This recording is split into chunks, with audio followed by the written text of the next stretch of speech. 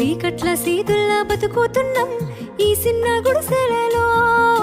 కంటోలు బియ్యమే తింటూ ఉన్నాం మన ఏళ్ళలేదోరయ్యో.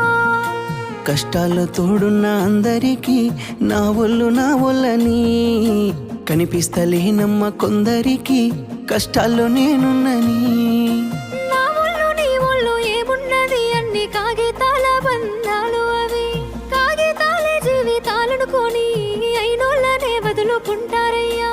బాగుంటే 10 మంది వస్తారయ్యో చుట్టాలై మన ఇంటికి, లేకుంటే వదిలేసి పోతారయ్యో అయినోళ్ళే ముమ్మాటికి.